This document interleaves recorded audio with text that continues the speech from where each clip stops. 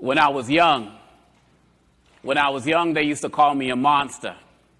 African, bushman, monkey, I was bothered. Used to pick on my clothes. I didn't have Nikes. I didn't have nice bikes, other fancy things. I didn't have much loot, no savings, no trust fund. So walking out my house every day was not fun. Had no heat in the winter, no AC in the hot sun. Next to my bed was rats, leftovers, they got some. Used to wonder why me while seeing on TV. Dudes with Beamers, Jaguars, of course Mercedes. Being broke as a kid used to drive me crazy. Hearing the guns at night, I couldn't sleep like a baby. But now I'll make it plain. I'm writing this on a plane, on my way to California for a show. What changed? Well, I stopped making excuses for myself, took blame. You take control of your life, you can do the same. Don't matter, you've been abused, grew up with no parents, you dealt with booze, dealt with drugs, wheelchair rampant. Maybe you grew up poor in a house, not a home. Maybe mom's was an addict, papa rolling stone. What you gotta see is life is just testing you out to see if you'll take your life, take the easy route, to see if you'll throw the towel and surrender your soul to a life of crime, a life of loss, life out of control. But if you take a step back, think twice, get some goals. If you focus on your dreams and not your nightmares, yo, you'll see your life get better with your new mindset. Get new experiences that you won't regret. I took control of my life, now I travel the globe. I met Clinton, Obama, Maya Angelou. I might be the next man on the cover of O. You take control of your destiny, you never know. I've been on BET, BBC, CNN. I've been to 20 countries, spoke before millions. Now they don't call me a monster lest I'm beasting the flow. They don't call me nothing but the goat at a show. So what can you do if you focus on great? More than me, probably, if you concentrate. Get the haters out your life and stop lifting dead weight. And listen to no one who ever said wait. You take control of your dreams and develop yourself. If you eat the right foods and develop your health, you'll live the life of your dreams. Trust me, you'll see, because you got nothing but greatness in your destiny. Good afternoon, Georgetown.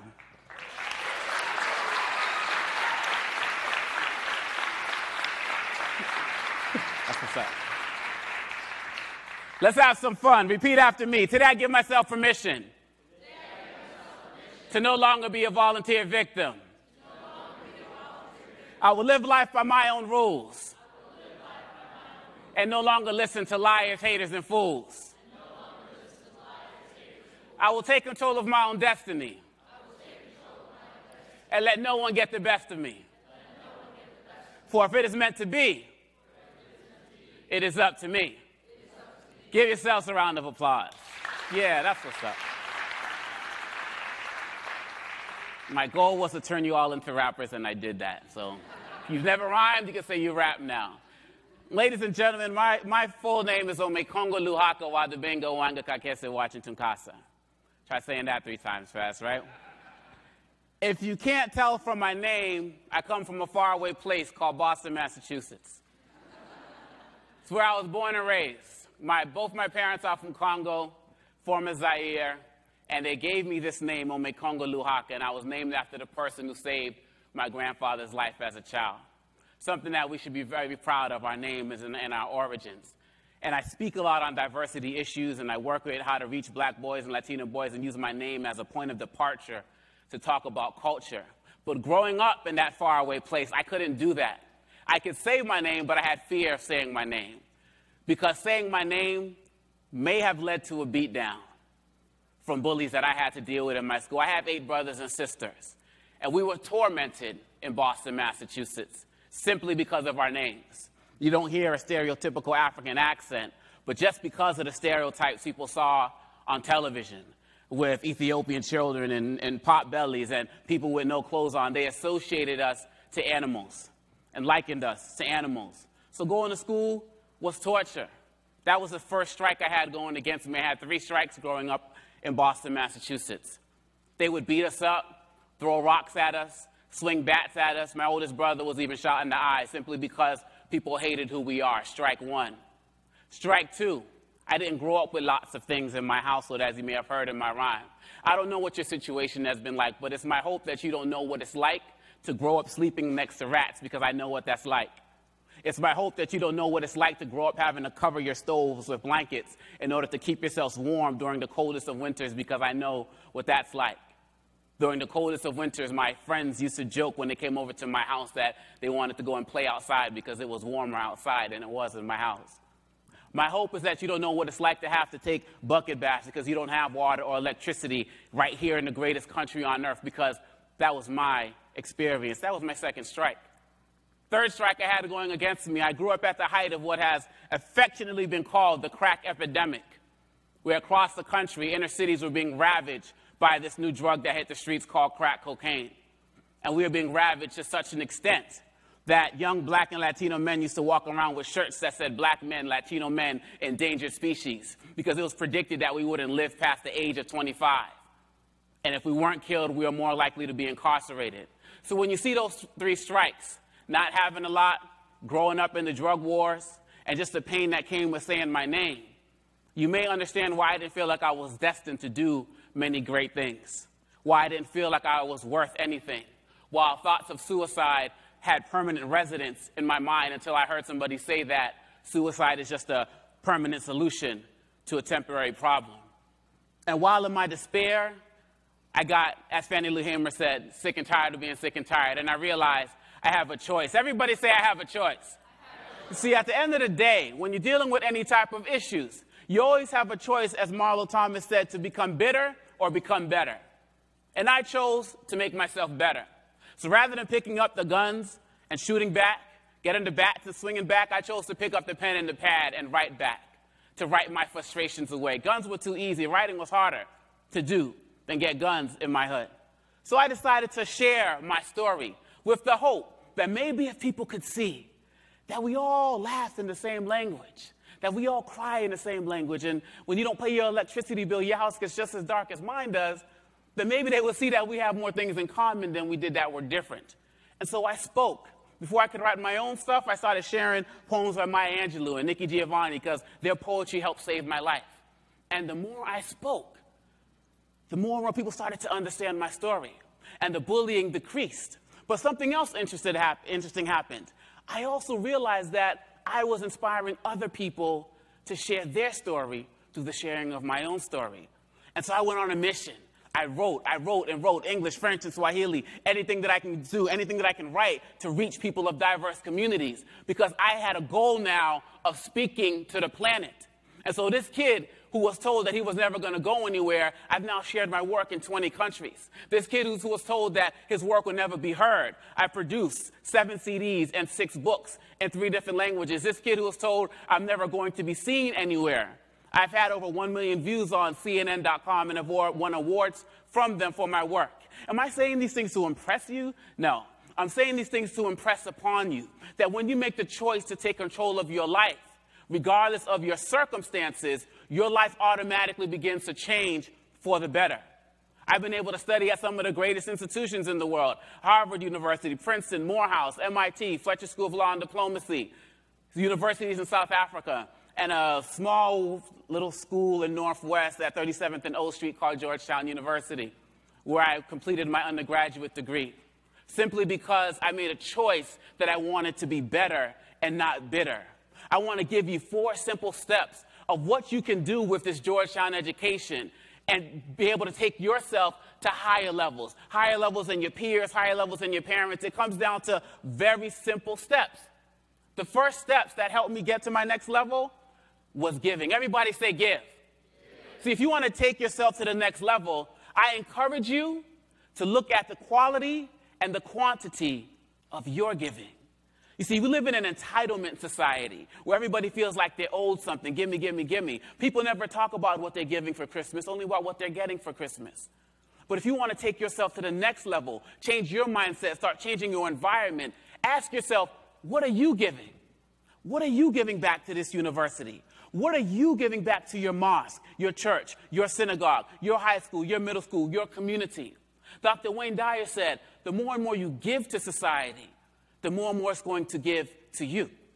Conversely, the more you take from society, the more and more it's going to take from you. We started giving back in our community, and now with my sister's dance school in Boston, we're teaching some of the kids whose parents bullied us and beat us up. That's about moving forward, which leads me to the next step, release. Everybody say release. You got to learn to let it go and let them go if you want to take yourself to that next level. Let it go is like you have to practice forgiveness every single day. The word forgiving is made up of 2 words, for and giving. It means for giving yourself permission to move forward. You can't go forward with your life if you're carrying weight of hurt and neglect in your past. If I spent all of my time thinking about the bullies and what they did to me, I would never have made it to the steps of Georgetown University. I had to learn to forgive. Remember when you're driving that car, that your car has a bigger windshield and a smaller rearview mirror, so you can spend more time looking forward and less time looking backwards. You're driving like this, you crash. You have to go forward. And once you learn to let it go, you got to learn to let them go. How many of y'all got some haters in your life? I know some people that are hating on you. Come on, put your hands up, don't front. See, the word hater comes from the French, hater. And that means, I told you I'm trilingual. Hater, that means people who can't stand you, right? Now, some of us know we have these haters in our lives, but many of us keep haters around us because of that ridiculous saying of keep your friends close and your enemies closer. That's the most ridiculous thing I've ever heard in my life. You need to surround yourself with people who want to help you grow and not always be looking to watch your back to see who's getting ready to stab you in it. Dennis Kimbrough said if you're the smartest person in your group, you got to find a new group. Don't get caught up in the fact that I got the nicest car, the nicest clothes, the nicest house, the best grades in this group. Find a new group to take yourself to that next level. I'll never forget the words of a great philosopher by the name of Jay-Z. I believe he's a philosopher. He's the subject of my dissertation at the University of Maryland. I believe he's a philosopher. And he said, everybody looks at you strange and say you changed, like I worked that hard to stay the same. You're working hard to take yourself to the next level. Don't surround yourself with people who don't want to go to the next level, because next level people do next level things. I love when Jay-Z also said that a wise man told me don't argue with fools, because people from a distance can't tell who is who. Are you surrounding yourself with fools or people who want to take themselves to that next level? And that leads us to overcome. Everybody say overcome. You got to learn to overcome your fears. Zig Ziglar said that fear is nothing but false evidence appearing real. And most things we worry about never happen. Because if your dream is big enough, the problems don't matter. I used to have a fear of flying. I used to watch a show called The Golden Girls with my mom. And there was this character, Dorothy, played by the late Bea Arthur. And she was scared of flying. She was so shook that when someone would turn to her and talk when she had to get on a plane, she would say, don't look at me, it's going to shake the plane. Like she was that nervous. That's how I was. But right now, I don't really care because my dream is to speak to the planet. Make sure that your dreams are bigger than your fears, and that'll lead you to win. Everybody say win. You have to have a winning mentality. Marcus Garvey said that people without faith in themselves are twice defeated. Defeated by yourselves because you have no confidence, and then you're defeated by a society who already believes that you can't excel. So you have to win in everything that you do. If you can focus on giving, releasing, overcoming, and winning, that acronym spells out GROW, which is the name of my book, is Grow Towards Your Greatness, because I believe that going through these experiences, you don't go through them, you have to grow through them. Once you take those 4 steps, ladies and gentlemen, then you can move towards finding your calling. Zig Ziglar said that your career is what you're paid for, but your passion is what you're made for. So are you using this education to find your calling, to find what it is that you want to do with your life? Or are you just going through the motions because you got in the door? If you're just going through the motions, then you're not only wasting your time, but you're wasting your life. You see, my passion was to be an ambassador to Congo for the United States. But then once some of the wars started happening at the beginning of the new millennium, I realized that I didn't really want to be part of that whole institution. And so I focused on my poetry. I focused on my art and using my art to speak up in a way that I couldn't speak up as an ambassador. You see this shirt that I wear, it says, End the Silence. On the back, it says, help us end the brutality and sexual violence against women in the Congo. Y'all ever heard of a place called Congo? How many of y'all have a cell phone, computer, TV? How many of y'all knew that that electronic product is connected to the deaths of over 6 million people in the Congo? And that women as young as 3 years old to women as old as 75 are being violated in ways you can't even imagine so that you can have that Black Friday product at a discount. See, many of us got this education and don't know what we're learning about what's going on outside of these doors. But you're directly connected to a world community. So being of Congolese origin, that became my passion. And that became my career. My organization is called Upstander International because I'm part of a community that takes a stand when we hear about these issues. And so with my work, we speak to people. Maybe not a lot of people are listening, but we never stop. And because we started speaking up about the Congo, the war broke out while I was a student here on campus. But now, Not many people knew about it back then, but now my latest music video, you see Aaron Rodgers up there with me speaking about what's taking place in the Congo, Emmanuel Shariki. I've done albums with Sheryl Crow, Mos Def, Nora Jones, Michelle Ndegeocello about the Congo. They're raising their awareness as well, because my passion reached out to their passion, which was to help people. So what are you passionate about? If you're graduating here with a degree in law and you're passionate about the environment, then you pursue environmental law. If you're passionate about helping the homeless, then you pursue that. Don't let education kill your passion. I love what I do now. And if you follow your passion, ladies and gentlemen, it all comes full circle. I got a call last year from the State Department, and they said, because of the work that you do across the globe, working with marginalized young populations, we want you to come with and work with us to help reach these marginalized populations across the globe. So now I get to be that ambassador, accidentally, but on my own terms now. They sent me to places like Mali, Niger, Benin. In February, I'll be going to that place that's been on the U.S. watch list for decades, the Bahamas, to do training of youth over there. At the end of the day, if you figure out your passion, your life will figure out itself for you. They say the most important days in your life are the day that you were born and the day that you realize why you were born. Georgetown can help you on that path, but you can't go left or right. You have to find that fork in the road and go straight, as that philosopher once said. So ladies and gentlemen, I ask you, are you going to go through your life with tiny little dreams? Are you going to go through your life just going through the motions? Or are you going to use this great opportunity to develop a life of service, a life of greatness, a life devoted to other people?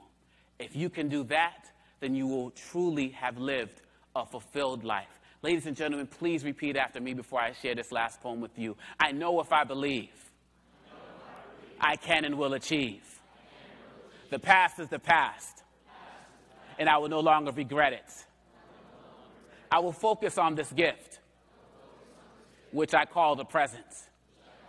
I will get out of my own way and live my best life starting today. If I focus on my dreams and not my sorrows, my trials today will be my testimony tomorrow. Ladies and gentlemen, they say greatness is a choice, but what have you chosen? You've been frozen in time and broken in mind. For too long, the same song playing in your head. Living in breath, but better off dead. But who said you didn't have the power? Who said this is not your hour? You've been showered with a steady stream of words that kill your dreams. But since you're still breathing, then someone has lied to you, tried to deny you of your own potential inside you. If you just decide to, let no one deride you. Don't even let them get beside you as you unearth the new you. Stop listening to naysayers and decide to do you. No more pity parties, sob stories, and boo-hoos. If no one told you that you're great, then let me be the first to. If you develop the thirst to drink from Faith's fountain, you'll develop the might to move mountains. You see, we remove tons of dirt to find 1 ounce of gold. So I ask you to remove tons of hurt and just uncover 1 ounce of your soul. You'll set yourself on a true path of excellence, getting out of your passenger seat and driving your own car, reaching for the moon, but maybe only landing among the stars. You see, you have greatness inside you, but you must choose to be great. Blaze a path of excellence, leaving fear in your wake. All you need is already inside you. You just must believe in yourself. Grow towards your greatness and discover your true wealth. Peace.